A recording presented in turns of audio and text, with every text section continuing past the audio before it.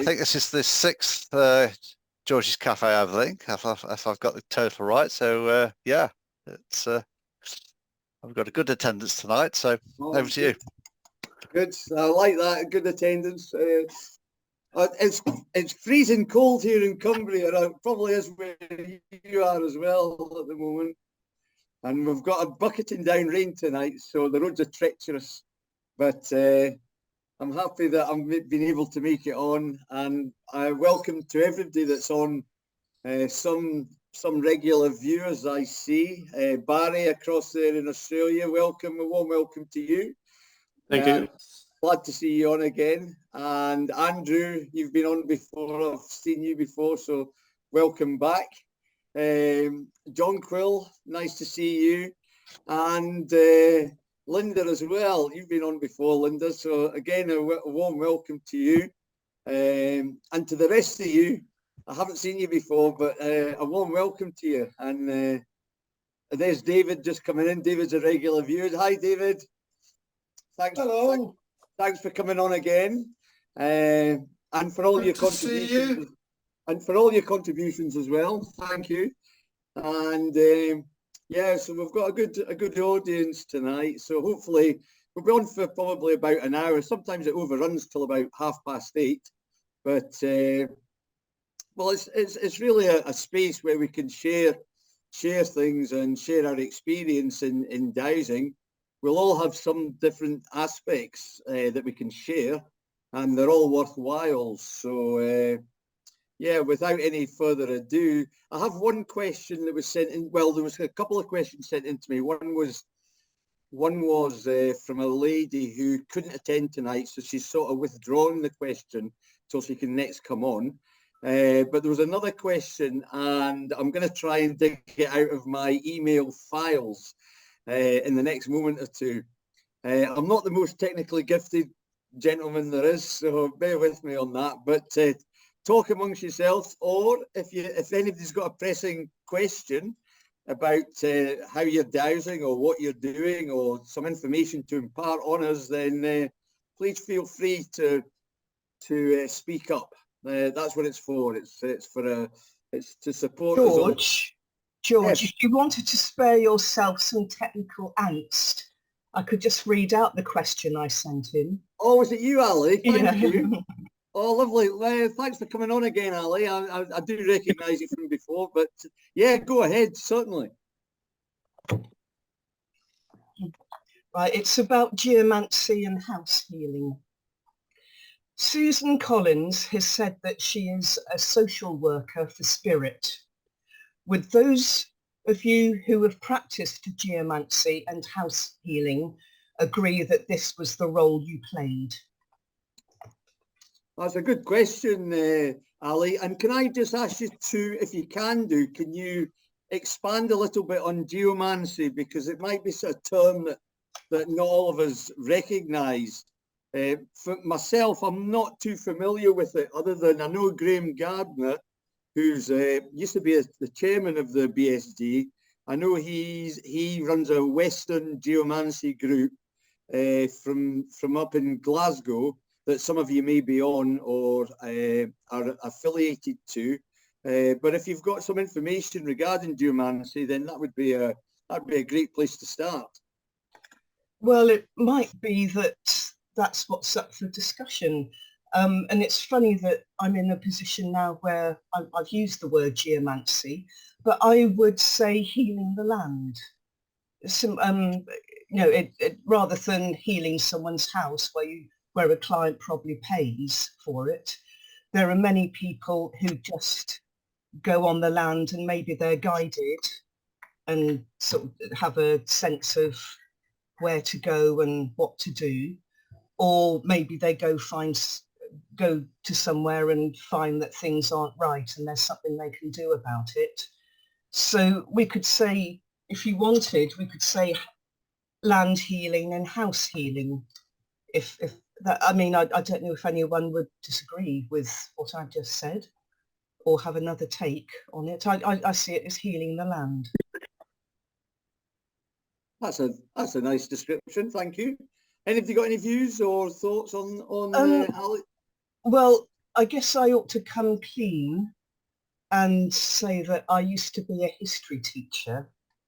And so the question is designed or intended to allow a range of people to chip in with the experiences that they've had. And so in a crude way, there would be a theme of, yes, I agree that land healers and house healers play the role of a social worker for spirit. And for me, that would be by far the largest theme where I've got most to say about it, agreeing that you're just sorting out spirits problems caused by man amongst themselves, for whatever reason, or and also spirit. I'm thinking of earthbound spirit, human spirit, and what we might call nature spirits or devic beings. I'll say nature spirits is a broad brush, but that would include the devic beings, the divas who are in charge of an area, and the nature spirits who are being cared for by the devic beings. So that would be my largest category. But in order to have a good discussion, you need to have a I disagree section or theme. And I'm not a house healer, although we all twiddle with our own houses, I would guess. But I'm picking up that house healers often say that the role they play is to deal with the human thought forms that are causing the detrimental energies. And so they work as much with the human inhabitants of the house as they do with spirit. But we're still talking spirit, but sort of indirectly via humans. And would people know more than I do about poltergeist activity being attributed to a teenager in the house, that it's something to do with their thought forms? And then I've got a third theme, which depends how you see energy lines. My take on it would be that if an energy line, and I'm thinking of Hamish Miller's, what he's calling dragon lines, or what Rory Duff would call type 4s, that if they expand when you interact with them, that denotes a consciousness, doesn't it? And I would argue that consciousness and spirit are the same thing, but I'll just allow free-ranging discussion. So those would be my categories: agree, disagree, and depends how you look at it. Very well put, and lots of stuff to talk about there, I'm sure. David might have something he wants to say regarding that, because he's blessed with the ability to see energy and energy lines. So David, I don't know if that's something that you want to contribute to at the moment. I don't feel pressured to do that, of course, but what's your take on that? We've only got an hour, haven't we, George? What's that? We've only got an hour. Ali's suffered my opinion on energy lines before, so I was going to keep a little bit quiet. But I mean, it's the topics there are huge, Ali, and I would kind of yeah. Oh goodness, my latest kind of ventures into the world of earth energy lines has taken me on a voyage through cymatics. And if you understand that everything from a drop of water to a cell has a sound of its own, which kind of has a structural element to it. So that's the photographs that they see. And I might be able to get a photograph up on my screen a bit later. But so everything has a sound to it, which has a structural element. Okay, so the Earth has a sound to it, and they say it's something like 7.34 hertz. That 7.34 hertz given out of the Earth as a sound has a structural element, and as far as I'm concerned, probably 80% of the energy lines that you come across are the structural element of the sound of the Earth. Because I've realized that energy viewing, I am now looking at sound, not light,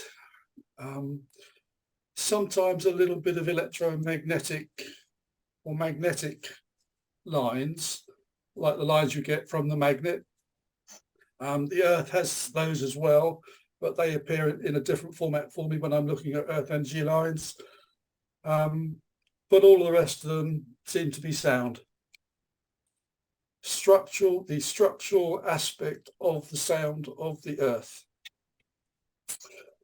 So, and I've been through all of the house healing side. My son and I did that for quite a few years. We had people send us plans of their house with no information whatsoever. And it was his speciality. He would just be able to draw in the energy lines through the house. He'd then hand me the plan. I would interpret it. And then get back to the customer, and we used to be able to tell the customer vaguely what type of illnesses they might be suffering from, where teenagers were sitting, if they were having troubles with their electrics, all the way down to stresses in the trusses in the roof. So all of these sort of things are visible to Matthew. Anyway, I kind of got the gist of it and could do it a little bit, but nothing like he could do. But it was mostly sound produced. So what that has got to do with spirit, and I'm not saying spirit doesn't exist, because sometimes we would also see spirit, and I still do. But whether spirit is something different, and where it pops in to the atmosphere, it produces a sound, because it's in vibration, so that produces a sound, and that's what I see. I don't really haven't got my head around that one yet, but certainly most of the energy lines, yeah, they're just aspects of the sound of the Earth, which is why they're kind of tubular and in constant motion, and they sway around. But if you look at cymatics, that's what you get. What would you say to the idea that if you douse an energy line, you have to ask for its relaxed state in order for you not to have to chase the edge of the energy line as it expands when you interact with it? I that never indicates ask. Consciousness, doesn't it? I never ask anything. I just look. Yeah. Certainly the edges of the energy lines in sunshine, they look a bit different to how they do at night. But this is all with my eyes shut, so it shouldn't make any difference, but it certainly does. But I'm just assuming that the sunlight agitates the edges of the lines, which causes them to change frequency. But if a line tends to be a tube, you know, so it can be one tube or 8 tubes, 9 tubes. But the sunlight only seems to affect the outside edge. But when you're dowsing, because it's got certain layers to it, the center ones seem to be stronger. So once you connect to the energy line, and then you go back for another go, you're starting to sort of hone in on it, get into that frequency. So if you go back for another shot at it, you might then detect the next layer out because you are tuning in. And I'm not sure that the lines expand drastically. They certainly get stronger sometimes. I mean, there's one that I regularly check. And normally I can just walk into it and have a look down it. One time I walked into it and it nearly floored me. And I just had to walk out, otherwise I'd have passed out. Went back the next day and it was back to normal. So the flow down them changes in intensity, but I get the impression that it is people tuning in, which enables to find the further expanses of them rather than the lines expanding when you interact with them. Interesting. But that's just my impression on it. And I shall stick with it and argue the point forever, but that is just my Tony, take on it. every summer solstice and winter solstice, there's singers that go to the Hurlestone Circle on Bodmin Moor in Cornwall for sunrise, solstice sunrise, and they sing up the sun, and there are always dowsers there measuring the effect that the singing has on the line, or the flows that go through there. Yeah, you're singing, you're adding to the sound. So that it just might be that the sound input from the singing kind of adds to it. Or the fact that it's sunrise. Possibly. Possibly. But certainly to start with, a person might just find that the central core of an energy line, but eventually you might find 3 or 4 layers. It's this matter of tuning in. I've had people do that and they tell me, well, the line's expanding, but it's not. It's just they're finding more of it. Do you think it works with intention as well? You know, the person's intent has the ability that causes them to focus on certain bits of the line and enhance it or decrease it or whatever at different levels. To some extent, we can affect these lines. I have done so deliberately once or twice. I was in a cathedral with the Sussex Dowsers many years ago, and we were looking at the font for some reason or other, the energy coming off of that, and the kind of the energy behind that was kind of so-so. But when the choir kicked off, everything just kind of went this beautiful electric blue. All the air seemed to fill up with it.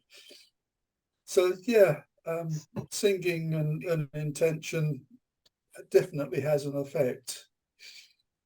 But how much that you can put that into playing with earth energy lines when you're dowsing them, it's kind of possibly 6 of one and half dozen of the other.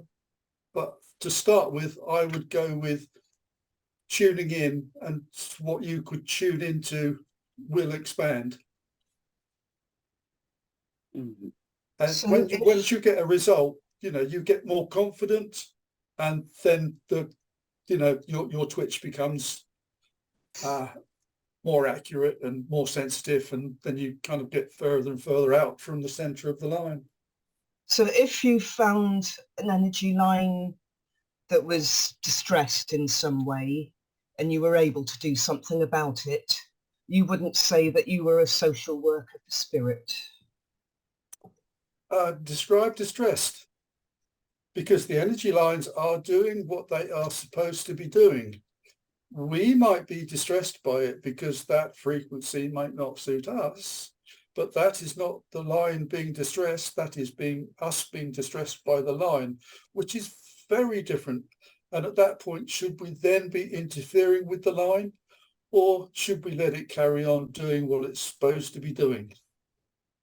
Great answer, David, and fancy that coming from you.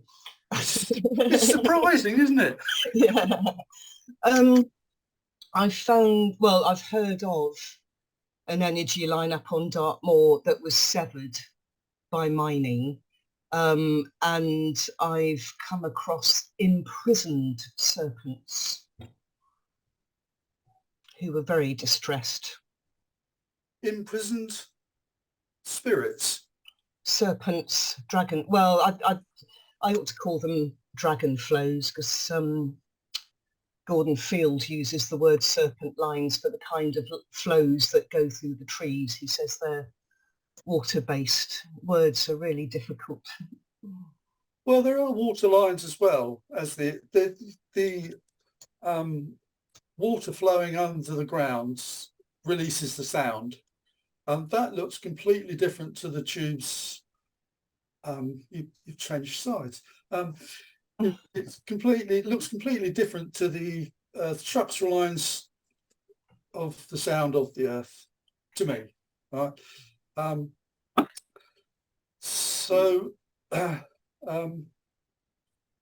But things trapped. I have seen trapped spirits or trapped energy, balls of energy.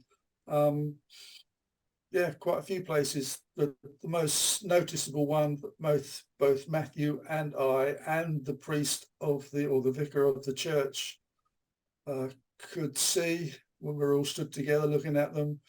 They were coming up, this kind of browny red balls of energy, probably about yay big, coming out from the centre of the floor of the church, and they were coming up and going out, and they were hitting the dome that was over the energetic dome, which was over the entire church and churchyard.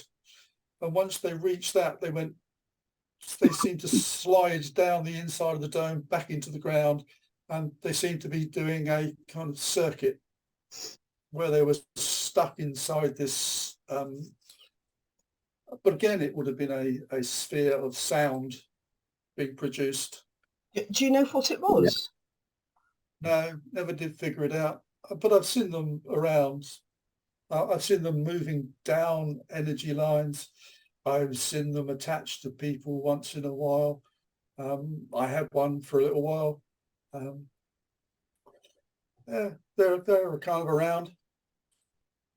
What they are, I don't really get that communication, Ali. I can see them, but there's a block in my wanting to communicate with them. Have you ever got male and female lines? Which is what? Which is which? In the energy lines, when you're checking the energy lines, you know, for geopathic stress, and that sometimes I've found that you get a male line and a female line. And oftentimes of late I've found that there's water under the female line and there's not under the male line. And they'll be running parallel, of course, the two lines. And well, you will get an intersection, you know, of those lines as well. You know, if there's some kind of stress in the place.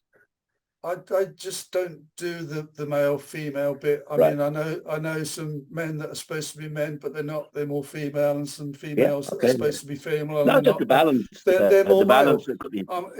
I just don't do that one because it's far too kind of. But different colours, they have different frequencies. So in one line, you might have a nice blue colour. Some of them are green, some of them are orange, some of them are red, some of them are red, blue, green and orange. Which is male and which is female. You know, I don't often see pink energy lines. So I don't get into that one. That just confuses the hell out of me. But I don't see colours, but I would just get them with the pendulum and ask for male, ask for female, and pick them up. And oddly enough, of late, I've got water under the female line, not under the male line. But it's just peculiar. Yeah, yeah. But no big deal. Thanks for that. Personally, I don't have a huge amount of experience dealing with earth energies. I know Chris has just joined us here. Chris Tong, you've a particular penchant for the earth energies. So it's maybe something you want to comment on. I'm putting you on the spot there, Chris.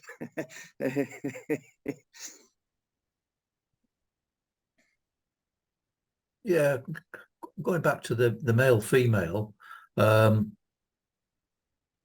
often doused that energy lines are male or female, but I think it's really depends a lot on how you've been brought up, what books you've read, and what other people have shared with you. But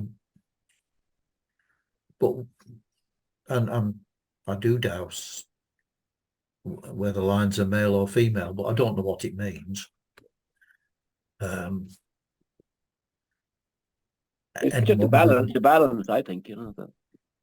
Yeah, I can remember one female dowser who lived on a male energy line and felt very uncomfortable about it, if so much so that she decided to move to another house, whereas she generally feels quite comfortable spending time on female lines. So there may be something in it that is a specific interaction of male and female humans in interaction with these lines. But it doesn't really make a lot of sense to me to call them male or female or masculine and feminine. Perhaps masculine and feminine would be more acceptable. I'd use the terminology yin and yang to attach it from sort of the human sphere. And I would also say that we ought to be careful not to confuse human masculinity and femininity with divine yin and yang.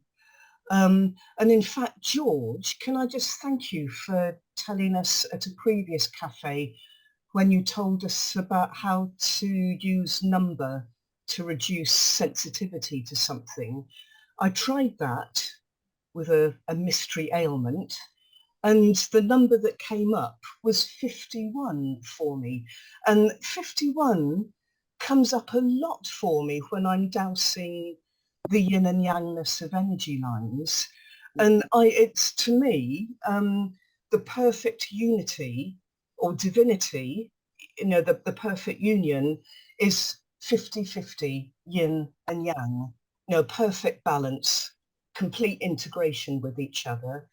And if I come across a line that's 50-50, I'm not allowed to douse it or to find its balance, because it would be deconstructing the perfect union. But I am allowed, you know, I'm allowed to know if it's 51% yin and 49% yang, and that's as good as perfect balance for me, actually. So I was delighted to come up with the number 51 for the prescription that you described to us. Oh, that's very kind of you to say, Ali. I'm glad somebody used it and was able to use it. As regards to the male and female aspect, in my early dowsing days, I've been dowsing for about 8 years now. I started off with dowsing with rods, and I used to live near an old abbey ruin, and I did all my early dowsing down there, trying to find bits and pieces and that sort of thing. And one of there wasn't real buildings, there was just parts of buildings left in the abbey grounds, but there was a part where the altar, or whatever you would want to say, there was a large wooden cross that was staked in the ground to depict where the original altar was. And so in my early days, what I remember doing was I tracked male and female energy lines coming from the cross, meeting at the cross and going in separate directions, running through the cross. And certainly, according to my dowsing, according to my dowsing, That's the plan. the female energy line, I used to sit on the female energy line because it felt so much more comfortable than sitting on the male energy line. So, when Chris is talking about the lady who moved from the house because of the male energy line, I actually understand that aspect. I understand how that could certainly affect somebody in a disingenuous way. So that's quite an interesting take on that. The other thing I would say regarding the overall thing with energy lines, about 3 or 4 years ago, I had the occasion, I'd been walking the St Cuthbert's Way with some mates, and we ended up on Lindisfarne. And do you know, I had the best night's sleep I think I've ever had in a hotel in Lindisfarne. Now, I also attended, Chris is a member, as I am, of Westmoreland Dowsers up in Shap.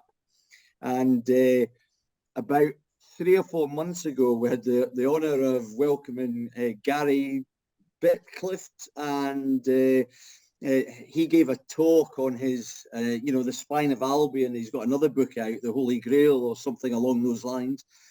And he spoke at the time about how him and the lady he works with, I can't remember her name, sorry. Caroline. Caroline, that's it, Caroline, yeah. Fantastic. If you get the opportunity to go and listen to them, fantastic talk they gave. But they'd spoken about how they had done some healing on Lindisfarne, and they'd done it about 3 months prior to me going there. And obviously I didn't have any knowledge of that at all.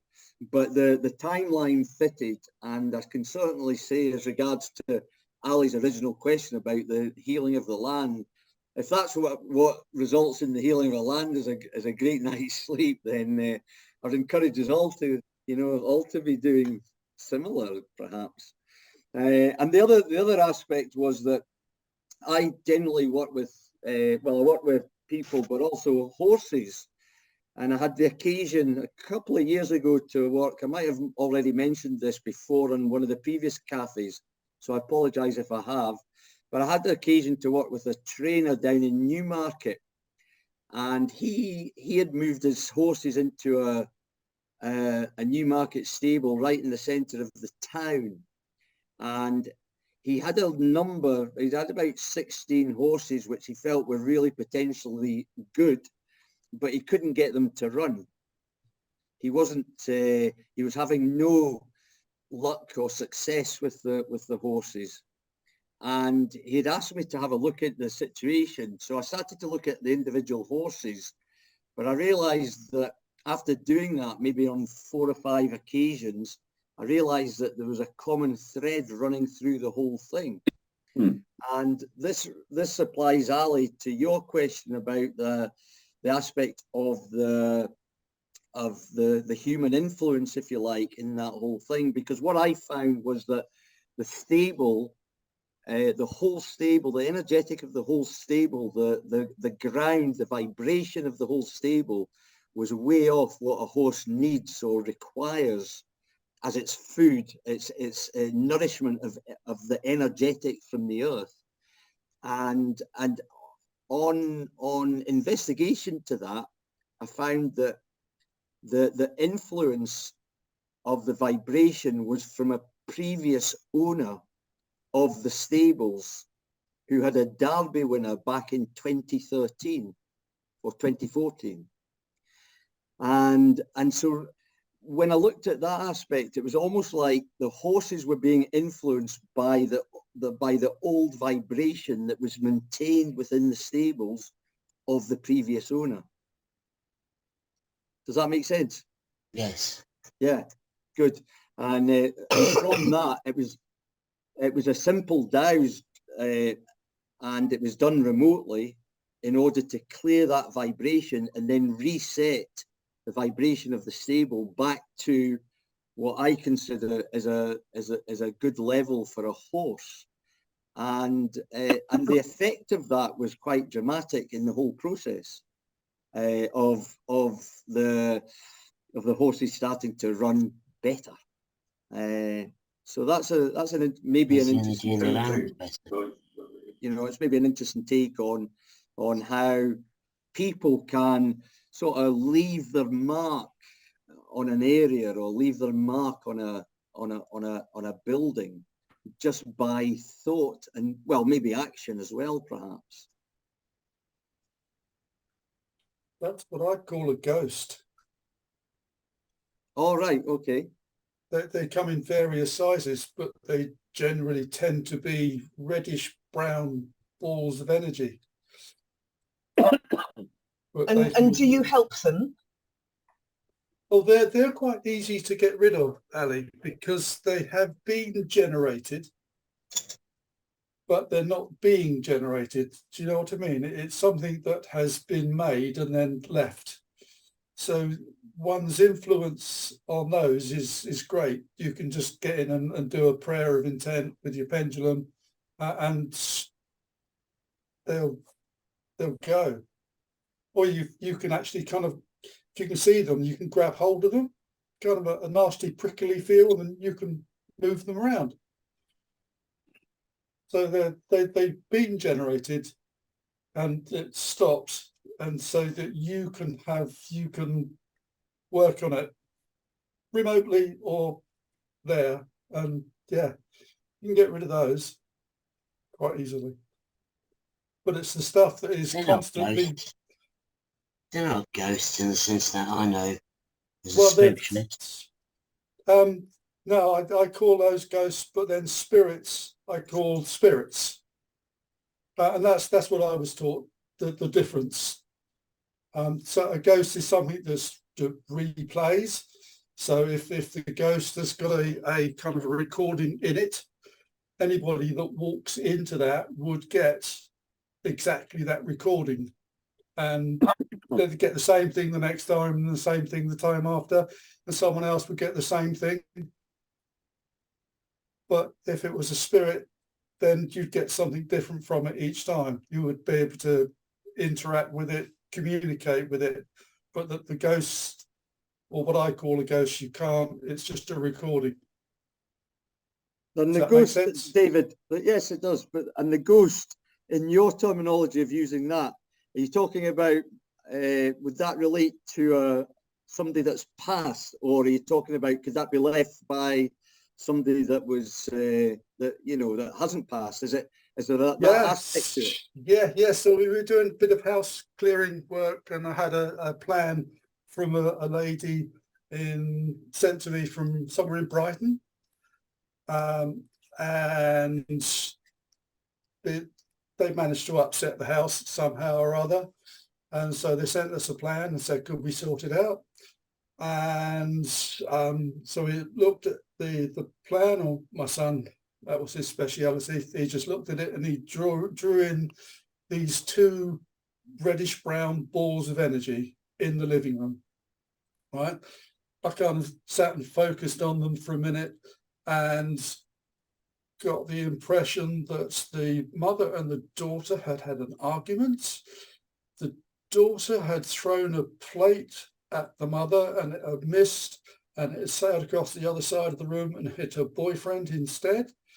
And so the two kind of moments of real anger had been left in the room.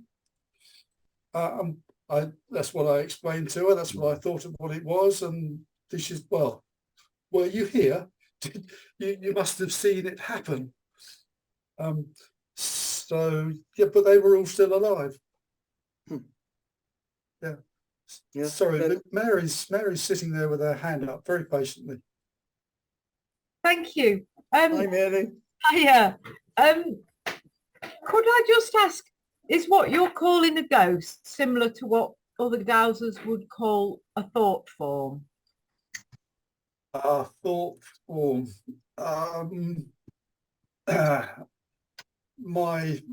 yeah. Hawthorns tend to be not stationary. Well, the weirdest one I saw was I was at Arundel Park with my wife. She was the size of Arundel Park, quite steep. We were just sat on the grass looking at the pot lake and the wildlife, and I was sat behind her, so her head was down here, and I was kind of looking over the top of her at the scene in front of us. And out the top of her head came what looked like a squid on speed, energetically, you know. I thought, oh, interesting. And the old merry-go-round in her head went round, and out it came again. I thought, what on earth is she doing? And merry-go-round went round again, and out came the next one. So I focused on it, and I said, for God's sake, stop thinking about those shoes that you didn't buy. And she spun around. She said, Heather, do you know I was thinking about shoes? So, but that was a thought form that she was releasing onto the unsuspecting public. Yeah, not the same as what I would call a ghost. It has a completely different kind of aspect to it, different colour. And yeah, what I'm thinking of is some of the things we encounter have what we could describe as a consciousness or an integrity, and that they relate to some kind of a being, and some things aren't. There's something that's been produced by a consciousness or some kind of a being, but they're not that consciousness or that being themselves. And I'm thinking about poltergeist too. In your experience of poltergeist, do you think they come into the category of a being or something with a consciousness, or are they? I've not really had the pleasure or opportunity to deal with poltergeists. But having said that, again, doing house plans, was it a couple of guys living together in London sent us the plan, and there was what I would call a portal.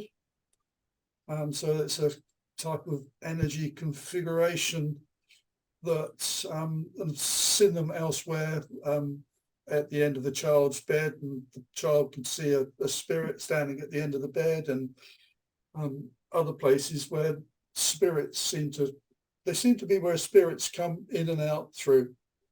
And certainly if you've got one built into your energy, then you have the ability to jump out of spirit, out of body, and travel. So then you would be a traveling spirit. So not all the spirits that you see are dead people. There's some of them are alive, and but this one of these triangular portals was halfway through the wall, or it was in the middle of the wall, and on one side was a bookcase, and which was where the couple had seen books flying off the bookshelf. So I never really got to the whys and wherefores of it exactly, but I would assume that that's where spirits kind of popped in through that portal and were knocking the book off the shelf as they came. That's as much as I can tell you. I can't. What about you, Ali? Because it was you that mentioned the poltergeist earlier on this evening. So have you got any experience of poltergeist? No, that was the theme that I don't really have any personal experience of, other than clearing my own home if something untoward has happened, and I don't want that energy. No, I don't know about poltergeist, but I know that I've heard house healers say that there's usually a teenager involved. But also the books flying off the shelf, I think, well, it's certainly in my experience, a spirit arriving would, as you say, just bring with it a gush of energy that would knock things over. I used to do live-in care, so I lived in other people's houses for a fortnight, looked after the elderly person there, and I'd explore the area during breaks. So I was in someone else's house with someone else's pot plant in my room, and I went to my bedroom once to find the pot plant on the floor, and there was a dwarf waiting for me. It was just, I mean, I suppose a tree, they like trees, so it was a bonsai. No, you can get cross with them for doing that. I don't think they mean to, though. I think it's just the sort of the speed of energy. You know, they're different energies that cause things to fall over or knocked off. But I've got far more experience with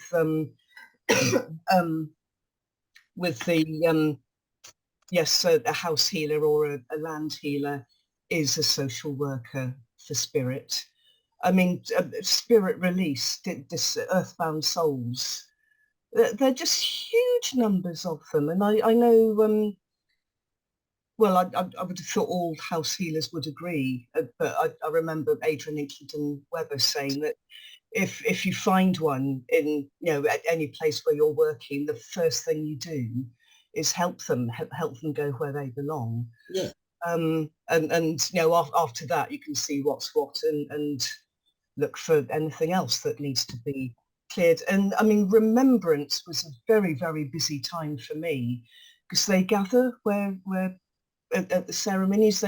It's usually the war memorials, but I found a couple of war memorials where there wasn't a ceremony, it was elsewhere in the city, and that was where the earthbound souls had gathered. You know, it was over 5,000. But some of those might be fragments, soul fragments, or spheres of trauma, not so that would be my main one. And then I'm sure Diana Ellerton won't mind me telling her story, which was when she went to a house to do some house healing and found that the problem was that the two spirits of place, it was a terraced house, and the two spirits of place in each half of the house didn't get on with each other. And so that was what she had to talk through. Sorry, I've answered something different to what you asked. So, Ali, I often wonder, yes, we have earthbound spirits, and people say that we should encourage them to move on, or some people go around forcing them to try to move them on, but who are we to decide whether they should be here or not? Quite right. Sorry, whether they want to? If they're here because they want to be here, why should we be interfering? Oh yeah, oh please don't think I just do it. Ali Denham. Hello Peter. Wait, can you turn your video on, please, Peter?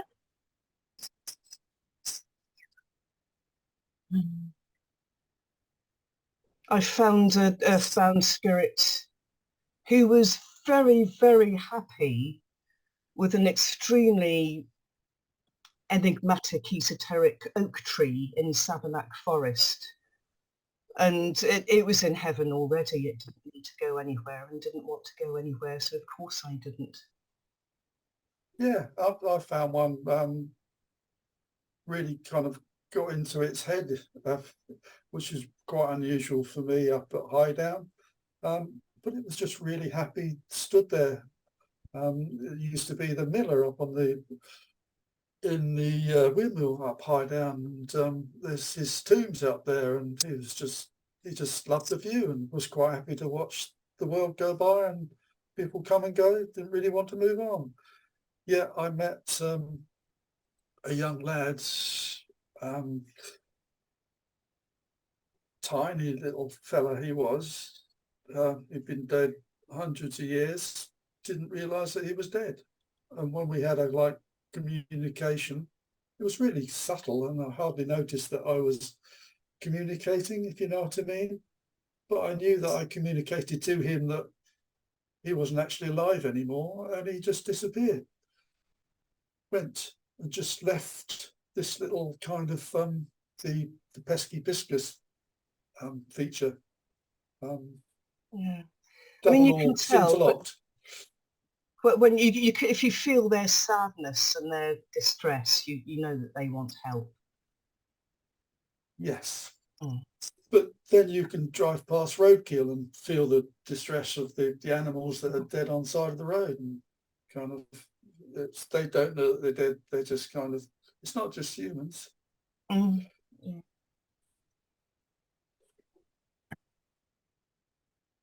I was on Dartmoor once. There's a special place I go to near Belstone, and it was known that I was planning to go there. There's a spirit of place there that I spend time with sometimes, and there was, I'll call it a spirit line. I know that's that's a bit too what people call a spirit line varies, but I'll just call it a spirit line because I have lots of spirits in, and it had never been there before, but on this occasion it had been brought so that I'd find it. And I went through all the questions as that I could think of as to what was I to do? Was there anything I could do to help? Yes. Earthbound spirits? No. And it turned out I was on Dartmoor, there was about 52 ewes, female sheep, that wanted to rejoin their soul group. So I thought that was interesting. That was, it was known that I was going there, so the spirit line was brought in for me to find and help. Yeah. What's the other thing to add to the complication? It's time slip. Okay, so if you stay in this timeline, you might find that the spirits that of the dead people, you might actually bump into one or two people that are alive and traveling. But if you time slip, you could be looking back at people that are alive but are now dead, and you think you should be helping them because they're now dead, but you're looking at them in a different time. So you definitely shouldn't be interfering with those. It gets really, we just don't understand it enough. We don't know enough really to be interfering unless one comes to you and says, help.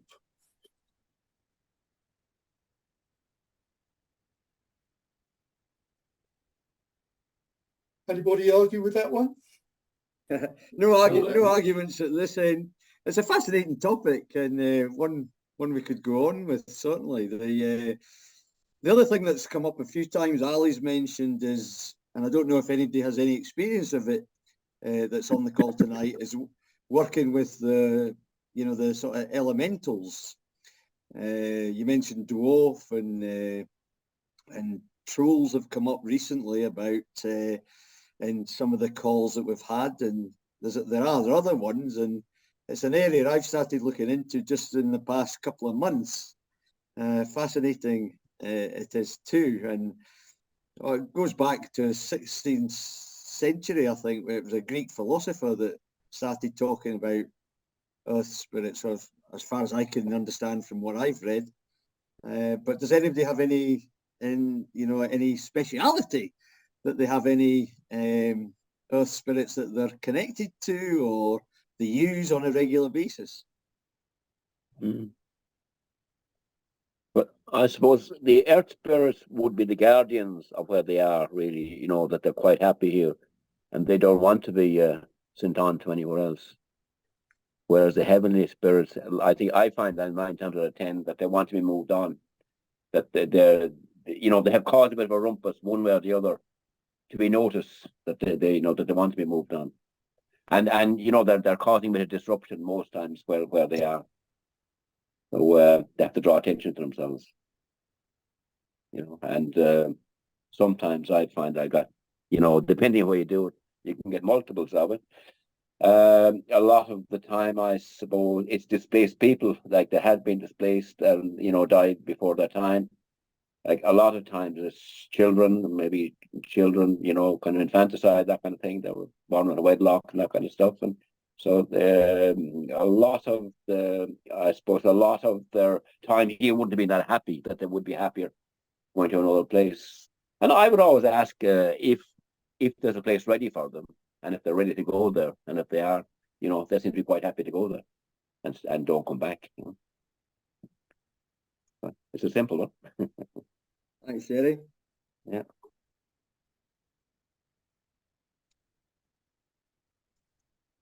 So I've not really worked with them, but I have seen elementals. Because one of the things I do is with trees, when teaching energy viewing, I teach people how to see inside of a tree. And if you pick the right sort of tree, you're more likely going to see some sort of elemental in it. But not to be confused with the mice and the bats and some other things that are alive that may well be living in the tree. You may well be able to see them as well.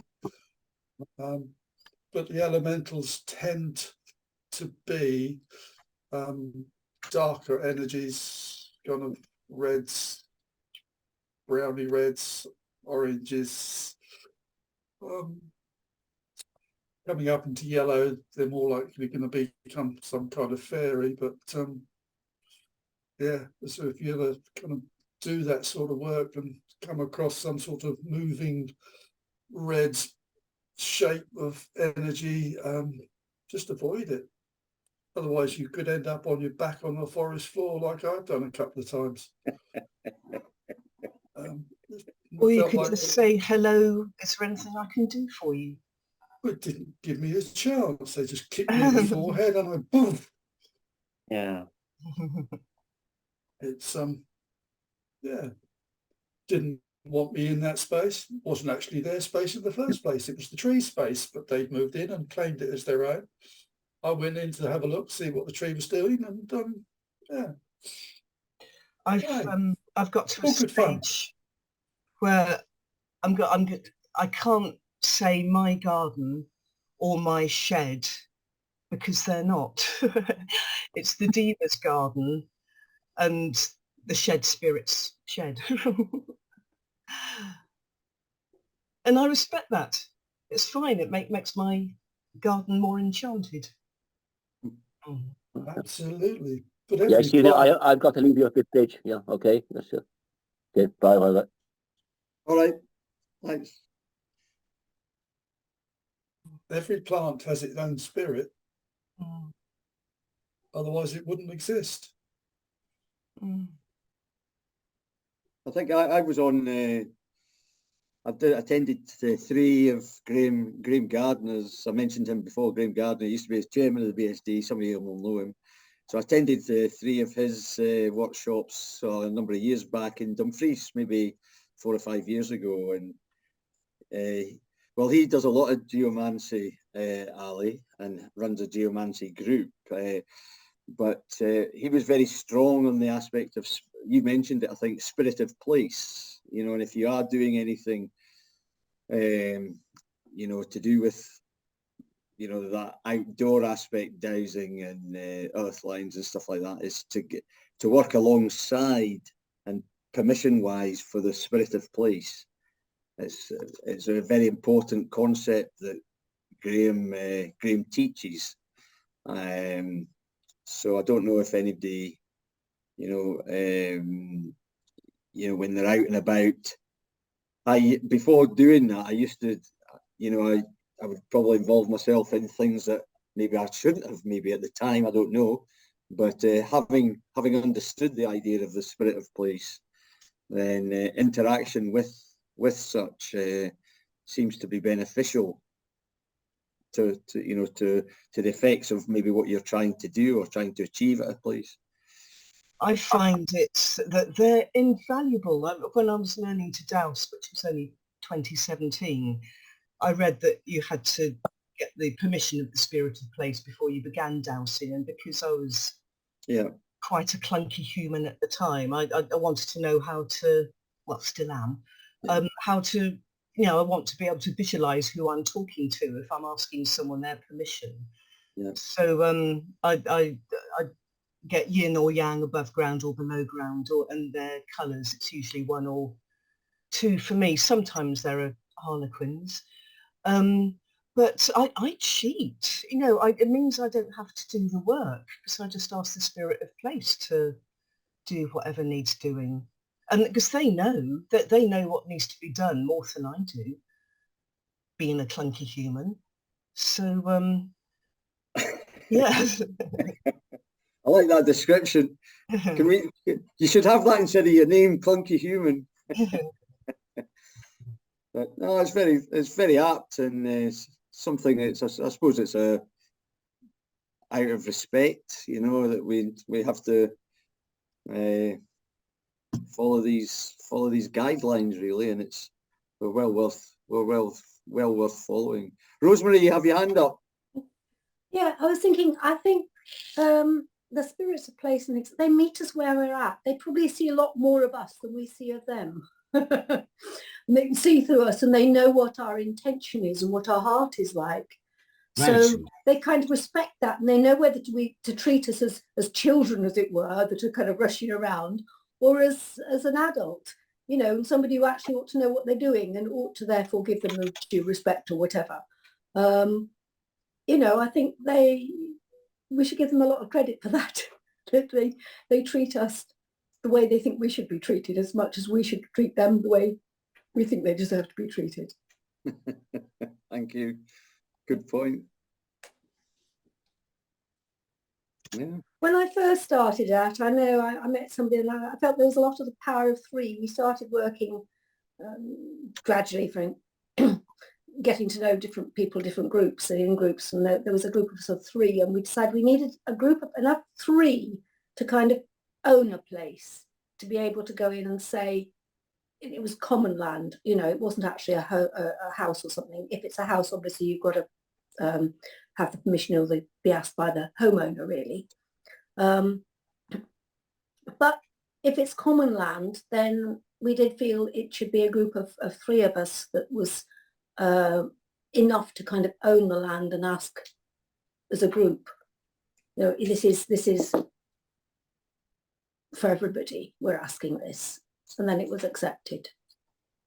So it's not enough for one person to go in and say, I want to change this, or I want to do this or that or the other, depending on what they think needs to be done. But a group of 3, you can go in and then you can ask the questions. And also different people see different aspects of it that need doing, different levels.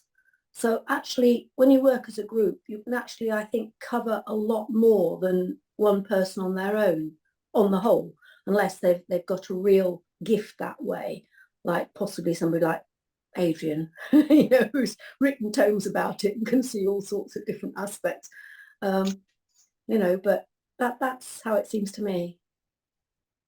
I don't know, anyone else comment on that, or find that it's helpful to have other people to work with?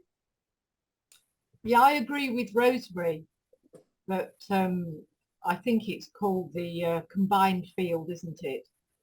When Mary Smith. Yeah, it's me. Sorry. When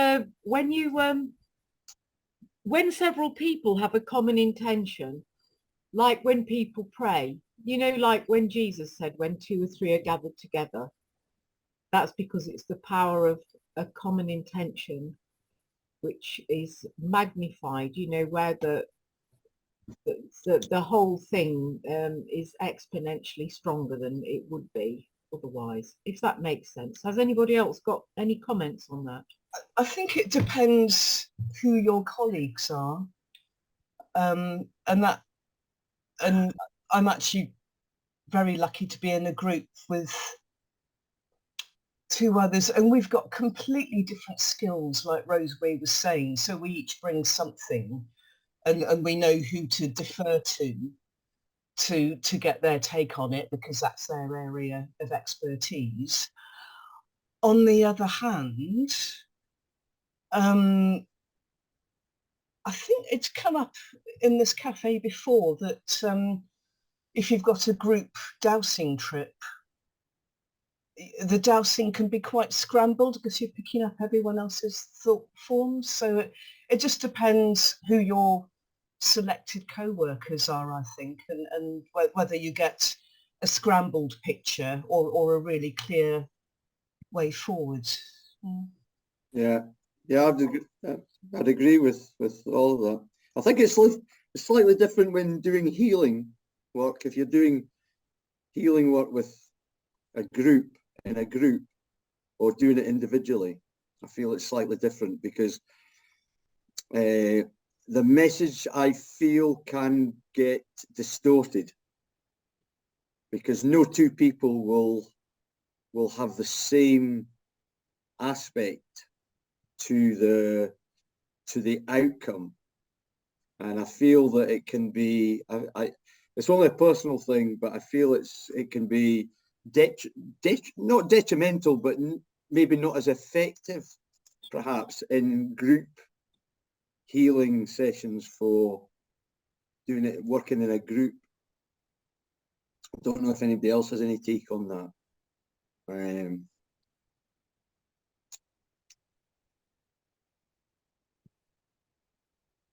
Yeah, David?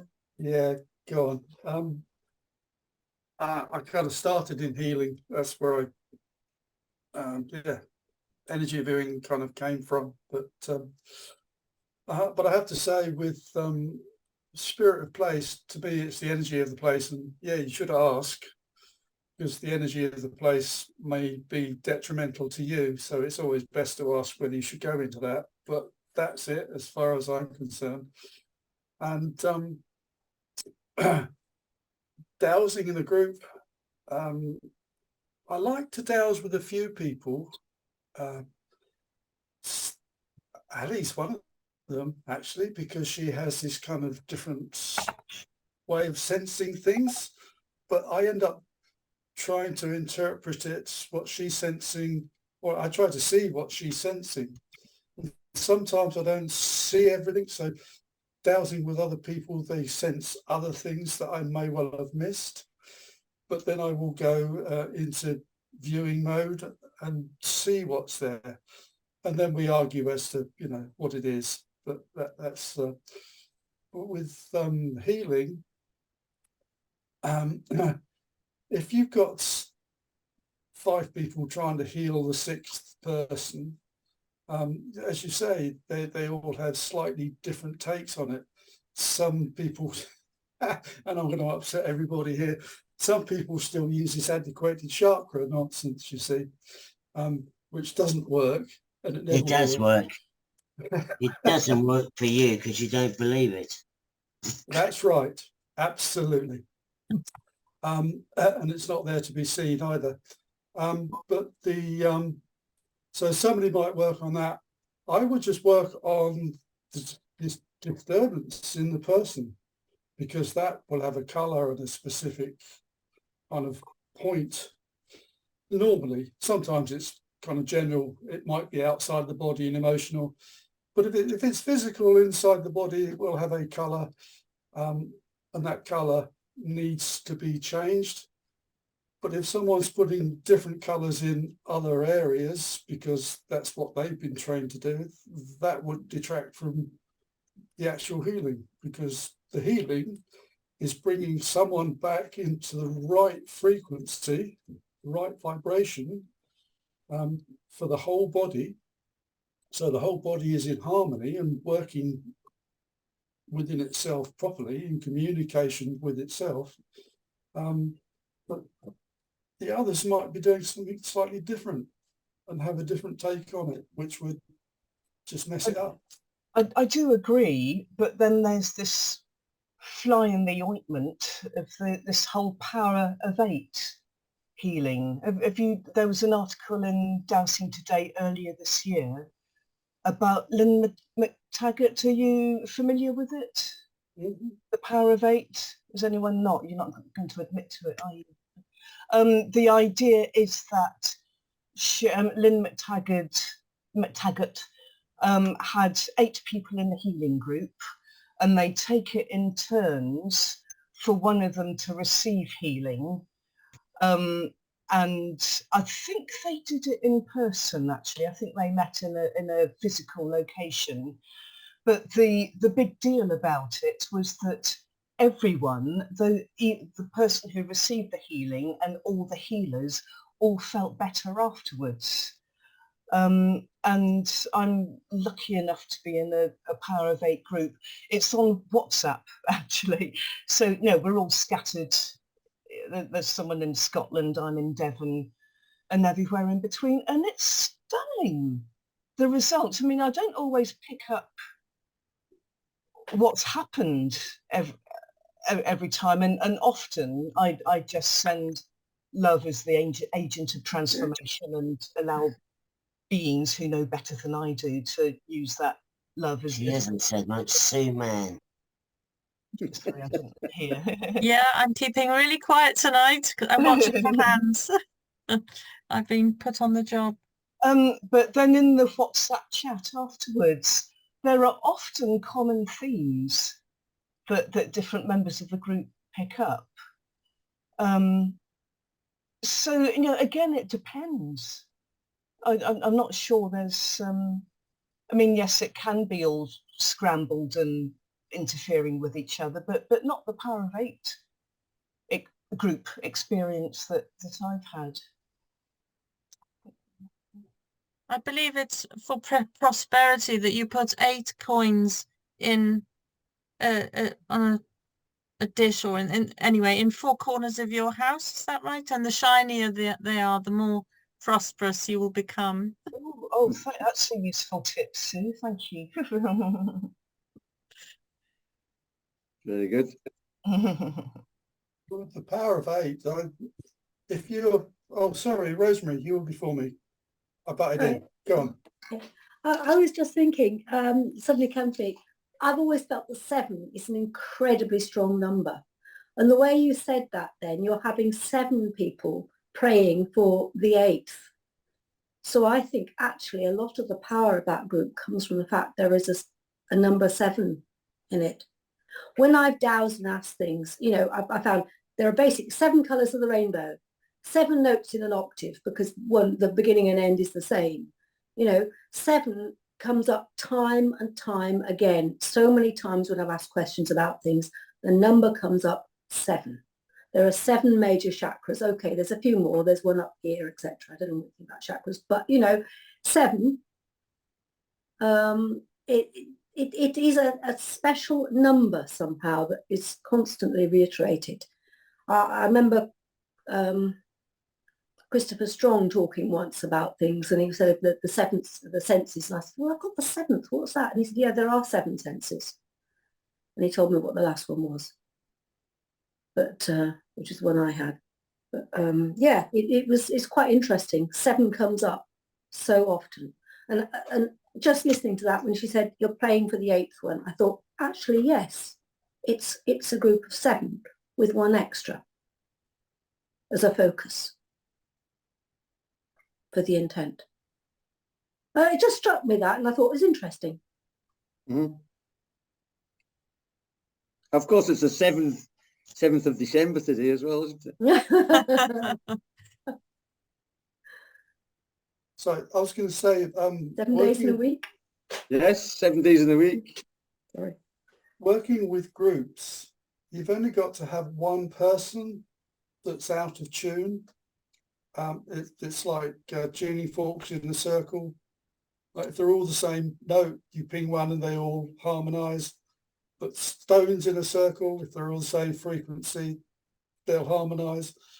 But if you take one out, or one person is completely out of tune, then that will have a detrimental effect on the whole of the rest of the circle or the group. I would imagine that you have been extremely lucky with your group. They're all on the same page, on the same frequency, but I've done all sorts of things from levitation to healing and kind of working with circles, and it's just one person can mess up the group. Oh, of course. With remote dowsing, that is, it's just like a spark. Just goes off and it just spreads around the whole group. If you're doing it together, same space. Did I say remote dowsing? I mean remote viewing. What did I say? Right. You said that. You said remote dowsing, Sue. I meant remote viewing.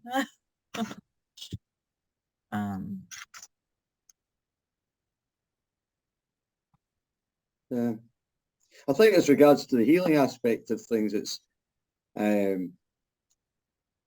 just in just in the understanding I have of it, that the healing aspect comes from the specific, being very specific about what it is you are trying to help with. And the more specific you can be as a dowser, then the more effective your douse will be. But that might not be for everybody. So that we all have a different energetic type and makeup. And while some people need to be specific, some people may not need to be specific. So if you're getting people in a group, for instance, who are slightly, as David says, made up energetically different, but trying to have the same effect by doing the same thing, it would be obvious to me that it couldn't work in that way, or there is probably a better way in it working. But that's just a thought I have about the whole idea of working in a group healing situation.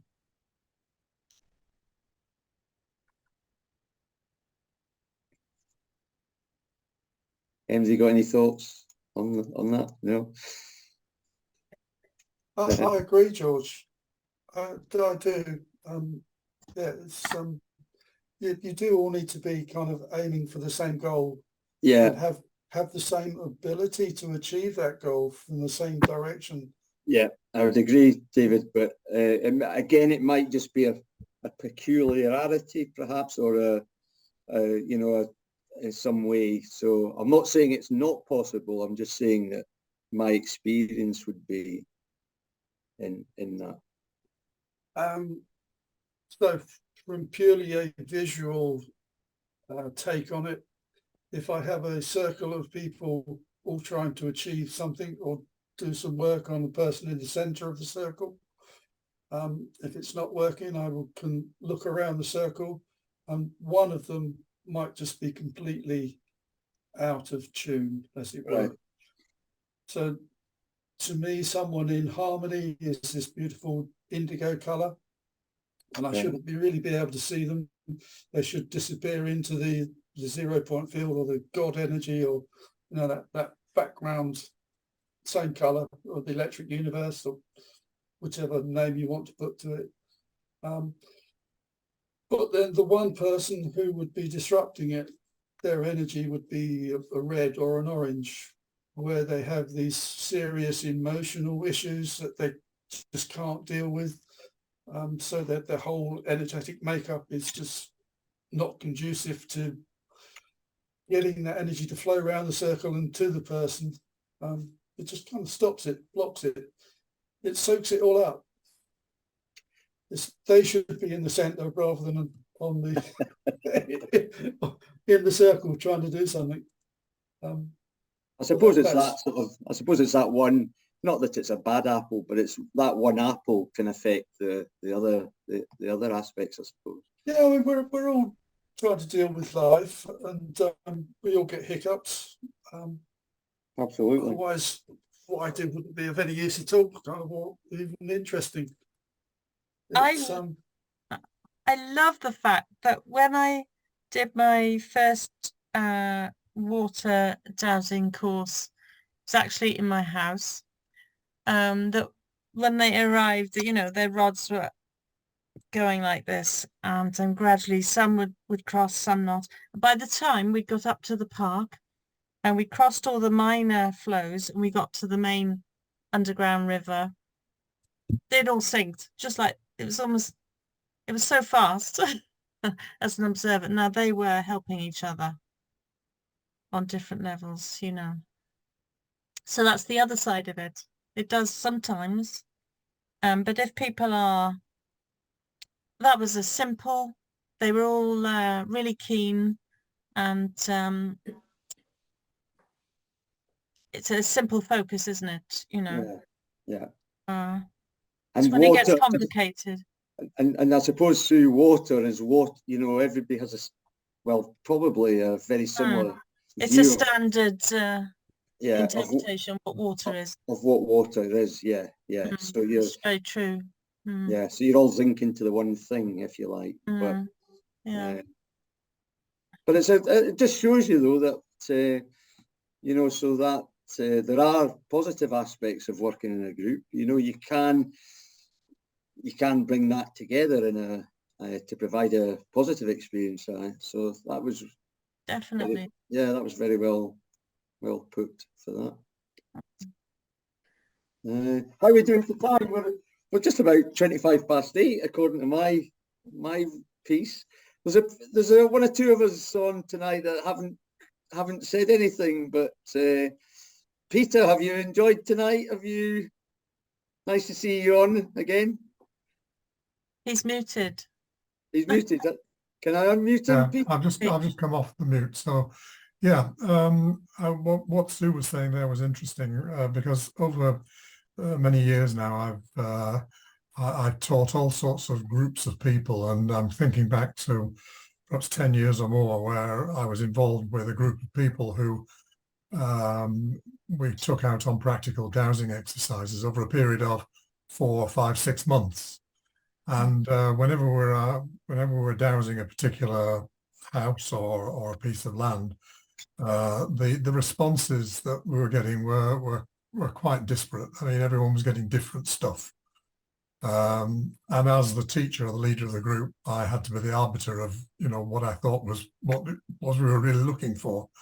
But after working together as a group for 4 or 5 months, there was one occasion when everybody got exactly the same thing. And it was like one of those wow moments where a whole group had come together with a common energy, if you like, and it's all gelled together. So, but also in groups where I've taught, where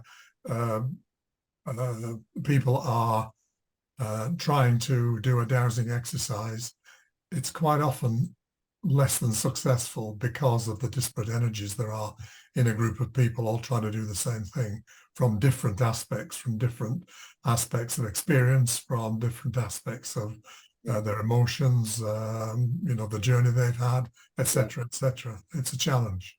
And was that can I ask you, Peter, was that to do with water then as well, that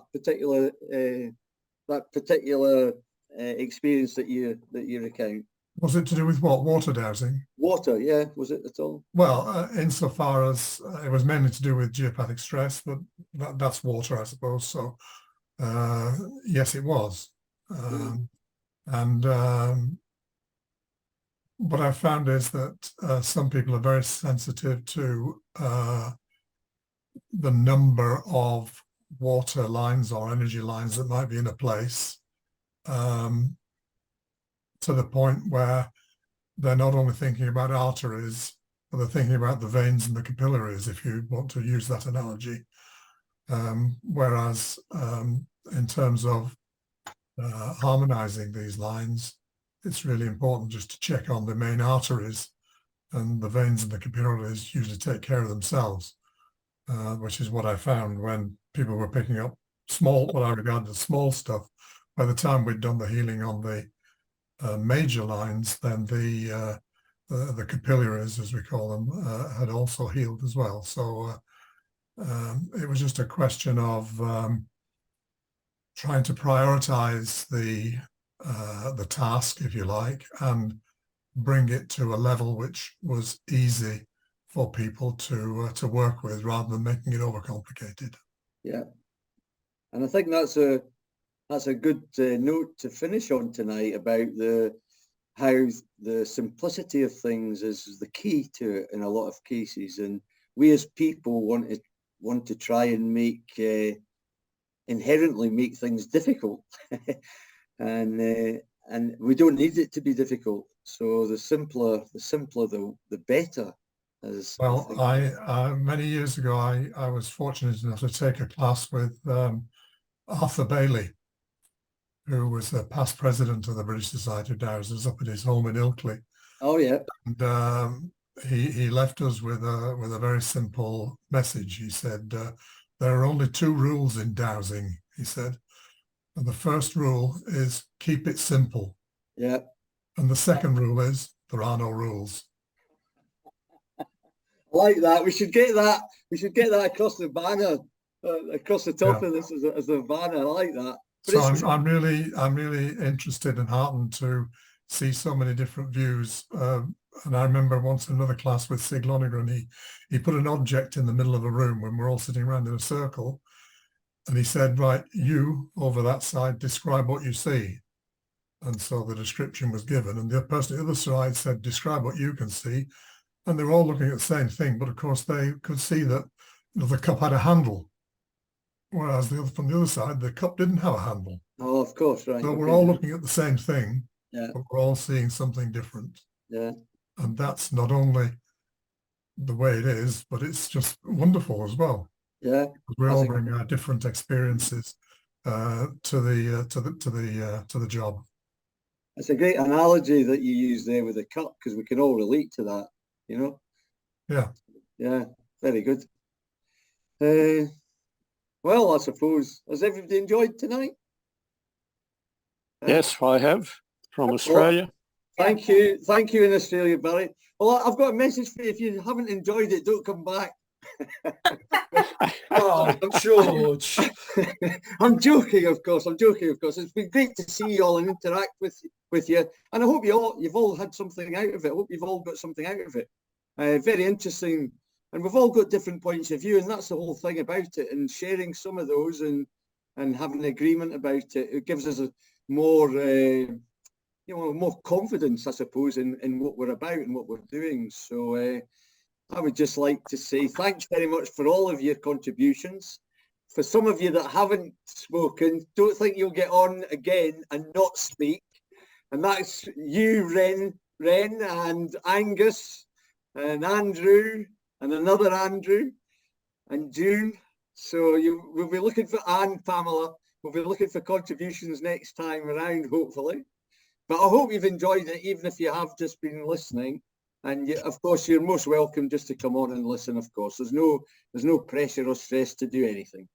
So I'll bid you good night, if that's okay. And I look forward to reconvening in 2024. Will it be in January? Yeah. Yeah. So a happy new year when it comes around to you all. And enjoy. Yeah, good. And enjoy the festivities. And as Peter says, is keep it simple. Thanks, George. Thank you all. Thanks a lot. Bye. Thanks, George. Thanks, Barry. You're welcome. Most welcome.